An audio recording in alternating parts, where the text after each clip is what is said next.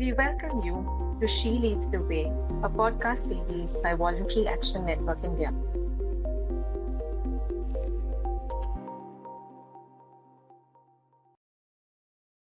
Namaste to all our listeners. Once again, I'm Dr. Pallavi Rekhi, your host for the day. I welcome you all to another amazing episode of our podcast series, She Leads the Way. Let me introduce you now to our guest for the day. We have with us Ms. Nidhi Goyal. She is the founder and executive director of Rising Flame and also a member of the steering committee of C20 India. Her objective is to help create feminist futures where women and girls with disabilities are heard in leadership positions and to build an inclusive world for all marginalized people, to bridge the gaps between global standards and local realities. So we are so happy to have you with us, Nidhi, today. Thank you, Dr. Pallavi, for having me. It's an honor to be here. So, Nidhi, can you explain how gender bias and disability intersect in limiting women's access to leadership roles? Yes. I think what's important is to first think about how gender bias or the two power structures just intersect, right? The power structures of ableism and patriarchy. So sexism and ableism, because we just believe that patriarchy is a power structure, and that could be a sexist patriarchy, an ableist patriarchy, an ageist patriarchy, etc., etc. So thinking about both these and how they come together for women with disabilities.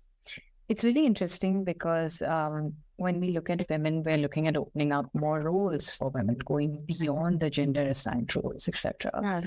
But when we look at women with disabilities, the only validation that the thing that they need to prove that they are a woman or a woman is to play the gender role.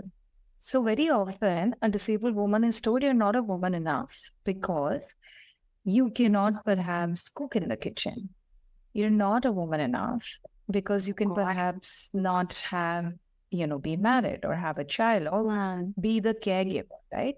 So while the world is moving towards challenging gender stereotypical roles, women with disabilities are more and more defined as women only if they prove that they can cater to these gender roles, right? So when it comes to leadership, it becomes very convoluted, and the conversation is the next level of conversation.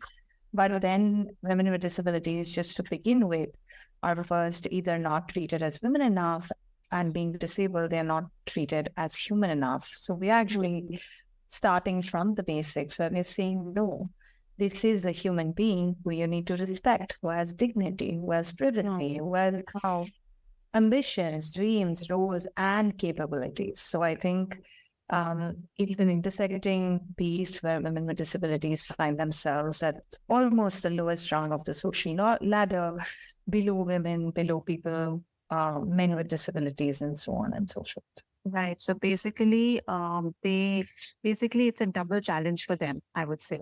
I mean, I would not call it double. I would just call it intersecting because it's just so complicated to give those numbers and assign those numbers. Because then what would a Dalit woman with a disability or poor woman with a disability? We can't just keep adding, and it becomes more and more complicated that way. But I do want to say that they get pushed back on multiple fronts because they are with a disability or they are women with disabilities. And that's really interesting. I mean, the pushback is not just in the social front, but also very interestingly, you'll see in policies or within ministries, when you're going to one, they're saying, but this is a disability issue and you need to go to social justice. And the minute you bring a report of women with disabilities there, they say, but we are social justice, we're not the women's ministry. And you need to go to the women's ministry. So I think just finding that space, right, or acknowledging that space of intersection is where women with disabilities or their battles begin. So, would you share with us some specific examples or real life stories that illustrate the challenges women with disabilities face, when they are aspiring to be in leadership positions? So I would like to actually share some stories where women with disabilities would like to be, first of all, independent or access the same kind of opportunities, right? Because we say leadership comes when someone who believes in you, invests in you, provides the same access to opportunities. In the Civil 20 process, and even before within our work, through our fellowships, programs, etc., we met many, many, many women with disabilities. And even before Rising Flame, I've been working for and with women with disabilities more extensively. And one of the, a couple of the stories are such that, first of all, women in households are not given opportunities. The minute there's a disabled girl child, she's written off as going to be a burden. Right.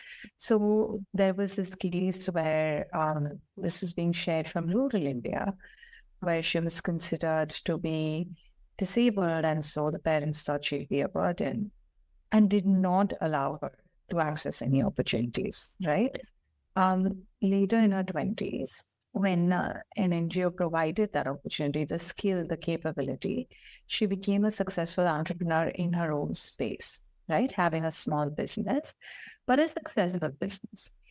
But what really happens to other women with disabilities, and one can say, okay, this is a rural narrative. Very often from our I Can Lead programs, which we've been running, the National Leadership Program for Women with Disabilities, women come in and it's obvious that people have not believed in them, have not invested in them, right? So much so that it takes me back to one of the earlier trainings that I've done. And again, a rural story, but really, really relevant for women in the country and women with disabilities in particular. These were young girls, right? The girls were 12, 13, 14. And I was doing this icebreaker exercise where I wanted to begin with, tell us a dream. Tell us something that you want, your desire. Just one wish, something like that, right? And it could be as simple as today I want to eat XYZ, or I like to wear this, then I'd like to one day wear this, or anything small to, oh, I want to grow up and become a teacher or travel the world. And I gave them all of these examples, and I waited and I waited and I played games with them, I danced with them, I sang for them. We did everything but speak about their dreams. After 1 hour and 45 minutes, they said, this is getting too much. It's not like, okay, the initial half an hour you were shy. What is really happening, right? And this was a group of, I think, around 20 girls, and this was many years ago. I said, what is really happening? And one of them really, really softly said, Didi, till date, nobody has actually sat us down and asked us, what do we want? Or if we have a dream, we didn't really know that we could dream. And I think that's really important. And that's the reality. That's the base where disabled women start. Until we don't, challenge this kind of mindset, till we don't change the access to opportunities, all the time women with disabilities are made to believe that somehow they are asking for more, somehow they're inconveniencing others, somehow they don't deserve it. And hence, just thinking about leadership becomes a non-reality for women with disabilities. So just not to make it very sad, but just to tell you that it begins much before thinking about leadership. It begins from a simple dream. It begins from accessing opportunities. It begins from, from our COVID report, you see that when it was accessing education online, and if it was a low resource setting, or there was a limited device capabilities within households, non-disabled children were prioritized over disabled children, and disabled male child was prioritized over disabled female child to procure that education, to have access to that education. So just thinking about leadership and investment in women with disabilities, or girls and women with disabilities, to have that access to opportunities and leadership is extremely important. How do you think the societal perception of disability differ for men and women? And, how does this perception, how does this impact women's opportunities for leadership? I think, the stand-up comedian in me sometimes stands up and says, it always differs because perhaps we don't have that many roles that men should offer because we think they're not capable enough.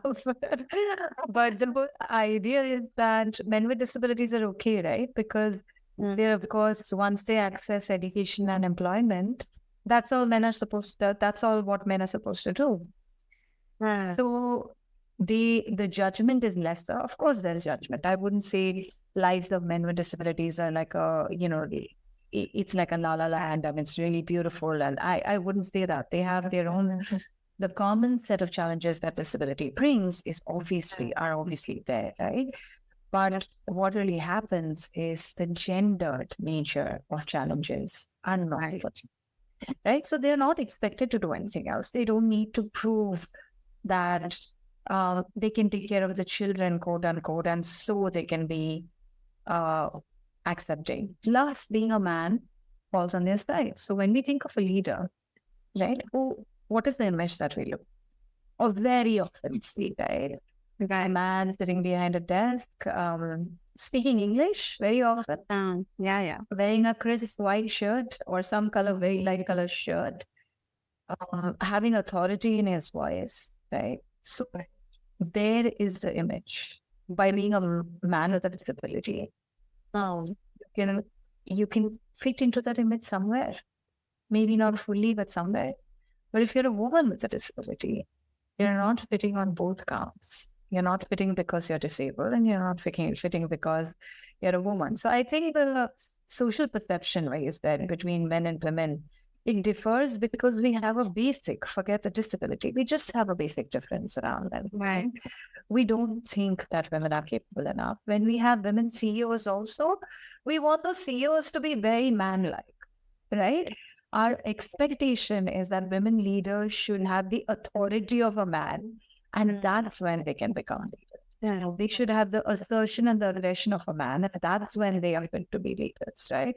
So I think we are not, and this is a question, it's really complicated, but that's what we do even with this disability. And one of the stories that often strikes me is whenever I walk into the room, somebody would say, "Oh, you look so pretty, and you look normal, you don't look disabled at all," right? And why is that acceptance? Is because there's a visual normalcy that we're looking at, quote unquote, right? What is normal? But we have this idea of non-disabled being normal. And so if being blind, my eyes look like a non-disabled person's eyes, you immediately are comfortable and more accepting to have me in the room. Right. So it is a way that imagery sticks to us. The images that society has created, that we've created for ourselves. That who's okay to be in this room, who's okay to be included, who's okay to speak out their mind, who's okay to lead. And somehow those differences grow much more when you have disabilities, when you have visible disabilities, when you're a woman, and so on and so forth. Right, very true. So, Nidhi, do you think some institutional barriers exist that also contribute to, the underrepresentation of women with disabilities in leadership roles? Institutional barriers, did you say? Right. Okay. So I think the first is that I wouldn't really say institutional barriers, but somewhere one of the barriers is not having enough visibility. Data barriers. So when we're looking at campus placements, when we're looking at school enrollments, because all of these would fall under institutions, right? When we're looking at vocational trainings, when we're looking at leadership courses, immediately we don't have enough data, so we don't know if we're reaching out to enough of women with disabilities. If I just give you a simple example of a leadership program that a civil society or a corporate may be running, right? Well, who is the communication for? Does that course imagine, when it draws up a person who they want to train, does it imagine someone living with blindness? Hence, is their brochure accessible when their digital brochure accessible? Do they think about someone living with intellectual disabilities? Do they have communication that they do in easy to read material? Right? We all ride on fancy language and jargon, right? And so who was the outreach for? So I think institutions are primarily responsible. We basically say the government should do it, but the government should not alone do everything. It's about a society progress. It's about finding the best people. In hiring, it's about finding the best people. In educational institutes, it's about finding children who need those opportunities. And so I feel that every institution has to shoulder that responsibility, or must shoulder that responsibility to include diversity, not just to acknowledge diversity. Of course, that would be the first step, but also to include diversity, to say, okay, enrollments are these. When we now started noticing, saying, okay, there are what are the genders of the people who have enrolled with us, right, in schools? Right. Right. Do we just see any other markers? Are we trying to diversify the school in terms of disability, in terms of religion, in terms of caste? And if not, then why not? So acknowledging and creating or creating those outreach mechanisms, including right from the beginning to each of the institutions that cater to women leadership, it's almost our responsibility to do this. Right. Okay, all right. So if we talk about, workplaces, just workplaces. So what steps do you think workplaces can create to, what steps can they adopt to create more inclusive environments, that may empower women with disabilities to maybe pursue higher positions? Fantastic. So first of all, have a diversity and inclusion policy, very underrated policy. And diversity and inclusion does not mean only women. Right. It means people across genders, it means people across disabilities, and it means people at the intersection of all of this. Somehow, we treat D&I also as separate buckets. This is the D&I arm of women. This is the D&I arm of people with disabilities. Then again, the same thing happens. Like, where do women with disabilities go? Should they go with the disability group, or should they go even within workplaces, right? So diversity and inclusion policy, which is more holistic, is absolutely important. Training of staff, team members, and leaders, right? And this will only come from a commitment from above. The leaders in the organizations, in workplaces and companies should be committed enough to not just learn themselves, but also bring that knowledge from a right source to their teams and the environment, so social environment of an organization. And then the physical and digital accessibility of the organization, to have accessibility audits, to put simple accessibility measures in place. And each step will matter. People are like, oh, but we don't have all this, so we better not hire people with disabilities or not engage with women with disabilities. Otherwise, we'll have to do all this. But at some point, you have to do all of this. Right? And I think what we don't recognize is we are losing out. If you don't do this, you're losing out. You don't feel that. You don't feel the studies are saying that countries lose out on up to 7% of GDP. You're not isolated as a workplace. You will lose out if you don't have diversity, if you don't have people and women with disabilities within organizations. Really to have the culture of openness and camaraderie, because most of it comes when it's about resistance of women leadership or women with disabilities leadership. It's not just investing in them, providing opportunities, but it's also the mindset, right? That is a preset mindset, which I'm talking about from society, where we're thinking, but they're not capable enough, right? They're somehow managing, or even if they manage this much, it is too inspiring. But we don't want them to lead teams, right? How would someone with a disability lead team? And would it be a leader if they need support? It is the same question. It goes back to the questions where it's like, is she a woman if she needs support in providing care, right, of her child, to provide caregiving to a child if she needs support? But so many women need support, we don't question them, right? So many leaders need support in running organizations, otherwise you wouldn't have teams. Just have the leader and the organization name. While there are many accepted pillars of support for people, when we take disability support, it's immediately dismissed to be incapability. It's immediately dismissed to be a barrier to leadership, leadership or success in personal as well as professional spheres.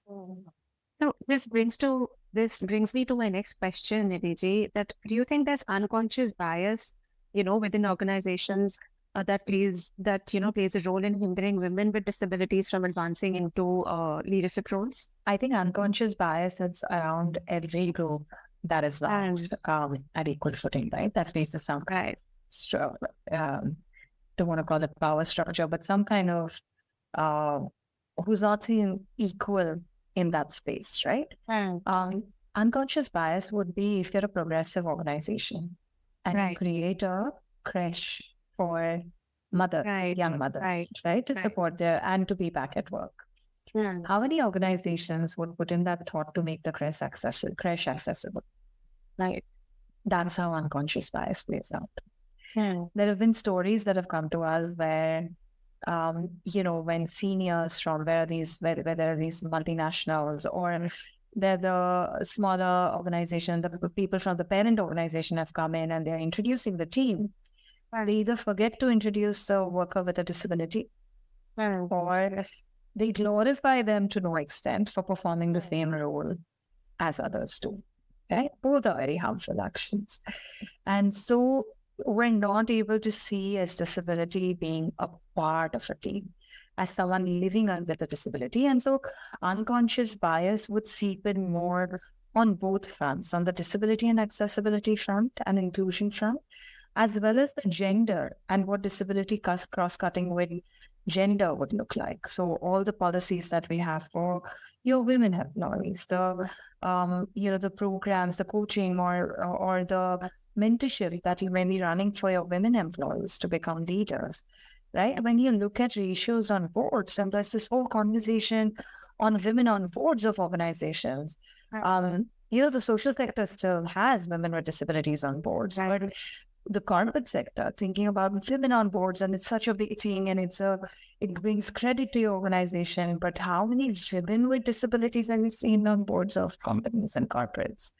Right. So I think thinking about both sides of intersection and not thinking shows up the unconscious bias. So you may be very progressive, but you will still forget the accessibility audit of that crash. Right. Yeah. Okay. So do you remember or do you know of any successful initiatives or programs that, organizations have been implementing to address this gender bias and the disability issue in leadership? So, I mean, there are many organizations that are working on women with disabilities. One of the programs that we run is specifically the I Can Lead program that we spoke about. And it's very interesting because when we talk about disability, we talk about a twin track approach. We talk about cross-cutting as well as standalone. So very often when you have leadership programs for persons or women with disabilities, it's about becoming disability advocates, right? So to become change makers. Our leadership program is for women with disabilities in every sphere of life. And so we've had lawyers, we've had doctors, we've had comedians, we've had artists, we've had students, psychologists, etc., etc. All of these women with disabilities join in our program with a single goal: to go through, multiple learning, of course, training, mentoring, life coach, etc. But with a single goal, the personal and professional journey is to become leaders in their own spaces. So wherever they are, and I think that's really important. We don't only want women with disabilities change makers. I mean, it comes off really badly because I am in that field and I am working for change, etc. But I really feel like everybody has opportunities to be leaders in their respective fields, to bring change in their respective fields. That's what we need for women with disabilities. And so while other NGOs, etc., would be running courses, what we need is mainstream leadership courses that invest in women, start including women with disabilities, that take that step towards accessibility, take that step towards inclusion. It's not really hard. It's just your willingness. Right. So in what ways do you think women with disabilities, they contribute, unique perspectives and strengths to leadership positions? I think with disabilities, what really happens is you start to innovate. You've early on dealt with crisis, right? And very often I laugh, and this is a part of, again, one of the humorous sides of my speeches where I say I really feel sorry for MBAs because they spend like lakhs and lakhs of rupees to get that degree that teaches you being agile, being responsive in crisis, teaches crisis management, teaches innovation and change is the key, being ahead of the markets. And I'm like, with disability, you have to continuously do that. You have to plan ahead. You have to be strategic. You have to be managing crisis all the time. I mean, an airport journey is the crisis management, right? It's just like somebody would not show up, somebody will not assist you. What are your alternatives? You need to be really agile. You need to be really on your feet, right? I mean, literally and figuratively, whatever works with whatever disabilities you have. But, what do you do when people are isolating you? How do you gauge information? How do you all of this, your disability teaches you and being a woman teaches you. And so you bring, of course, the unique perspectives, the unique skills that each individual has, but also some of these. And you're not afraid of setback. I think being a person with a disability, I can tell you that every person with a disability on a daily basis in society faces setback, pushback, isolation, neglect.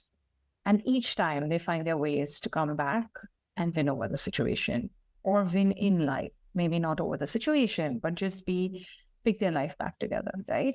Which not many leaders, I think these are very, very, very high level things that leaders need to do, where how do you face setback? And that's something that, and how do you emerge from it? How do you re-strategize? And all of this, fortunately, unfortunately, the experiences that you have with disability bring to you automatically. Oh, all right. So Nidhi, do you think media representations of women with disabilities, do they impact the societal perceptions, of their leadership capabilities? Absolutely.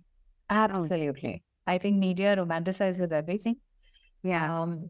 And the problem is that they need their TRPs, they need their ratings, they need their box offices, right? So Yeah.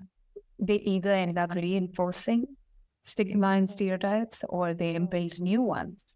And so we know what's, for how many years the stigma and stereotype around poverty, the stigma and stereotype around women. Just so many, right? I mean, I can start around disability from Mr. Bachchan talking about his Budi Ma and Nandi Behan and how he's really the sole caregiver, right? Because there is a Budi Ma and Nandi Behan. To the recent film. I mean, you'll see his dialogue. He's won so much of sympathy in so many films. I mean, his character, not him. Because there is this, right? And then the imagery of people asking for on the streets, right? Sitting with this bowl for receiving coins from people who are either blind or have a physical deformity or disability, right? So those kinds of early imagery to now the imagery. The recent film, which I haven't seen personally because I was described by my disabled women friends, each of the scenes in details, where how a disabled woman, and I'm talking about Shah Rukh Khan's film, where this disabled woman, Anushka Sharma was a woman in Zero, actress. Basically, Zero. Okay, I don't know about Yeah. So anyway, so Shah Rukh Khan plays the little person, and the lead protagonist, female protagonist, is severely disabled. But how does she have to prove her worth? Is he ridicules her and says, "How are you even capable?" She's a lead scientist, okay, and he tells her, "How are you even capable? You cannot pick up this pen." And she really struggles. There's a scene where she's severely physically disabled. And of course, she's not able to bend down from a wheelchair and pick up the pen. But that's the worth that she's trying to prove even in the film. There is a scene where she's wanting to get married, and behind her own mandap, she's sitting on a wheelchair, and behind her own mandap, there are like these steps. Why? We don't know the concept of an accessible mandap. Like, just to put these positions very, very starkly and try to somehow bring through music, through emotion, through drama, that the lack is on part of this disabled woman, that somehow she lacks and somehow she's incapable and somehow she's not worthy enough. And I think that's my problem with the media representations that we have. I think when and I often again say, I would be very happy when any other protagonist, right? Like I used to say 10 years ago that Dilwale Dulhaniya, when if it's remade with a disabled protagonist, why can't Chutki be disabled? In Dilwale Dulhaniya Le Jayenge, the actress is the younger sister. Why can't the actress be disabled, Or any other film, when there are regular narratives of disabled people's lives. Right.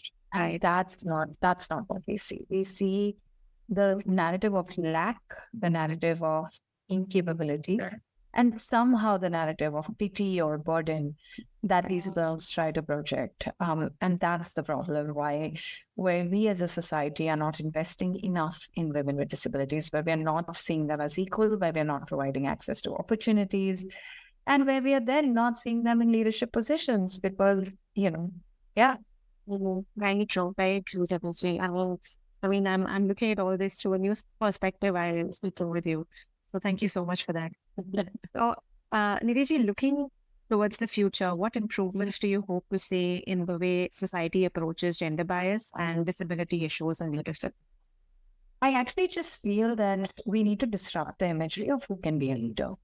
Going ahead, we need to start rebuilding images around leadership. And that's extremely important, right? So for me, what that would do is that would automatically, the minute you change that image, multiple things happen.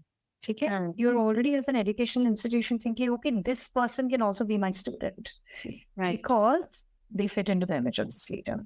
Right. So the hopes that you have from your students that they'll become big one day, you will have the same hope and dream for your disabled student or your disabled female student, right? The minute you have, so when I wanted to do my post-graduation, I was told that no one has the time to take your baggage, right? And I was really wondering, I was like, how do you even know that I have a baggage? Because you see my disability as a baggage, while all other students were capable. If I didn't have the blindness, you'd see the capability in me and want a student like that saying, oh my God, it'll be lovely, because we want students to excel in our university, right? So the minute you change that image, that would happen. The minute you change that image, people who build softwares, project management tools, everything else, right? The digital landscape to run organizations, they would immediately be like, oh my God, they are going to be my customer. So if like a Nidhi Goyal or somebody else is seen as a leader, immediately people will be like, but if these are also going to be leaders, then if we don't make accessible products, we lose business, right? So we start shifting the worth of people with disabilities and creating access automatically by shifting that imagery very, very strongly, by bringing visibility very strongly. I think access to opportunities, I'm not trying to say that we won't have to invest in the rest, but without that first step, we will not be able to invest in the rest because everybody else will not see the value of it. They will not see why we need a universal access. We will not see why we need to work towards inclusion in institutions and systems and policies and laws and plans in our teams. And so that shifting of the imagery, media can play a big role, society can play a big role, social media can play a big role, we can play a big role. But that shifting of the imagery is the starting point. And then we need to systematically work towards each step of empowerment, of access, and of leadership. Thank you so much, Nidhi. And, it was really such an enriching experience speaking with you. And I'm sure that our audience would have loved this episode. So thank you so much for sharing your valuable experiences with us. It was truly, truly inspirational. Thank you once again for this opportunity. And for all our listeners, I'm always available on social media, as well as for more information, you could visit risingflume.org. There are many pieces there that could help you make this shift and the change for a Thank you. Thank you so much. So with this, we come to the end of today's podcast. I hope you all are feeling as motivated to do better as I am. We will be back with another episode next week. Till then, see you and take care.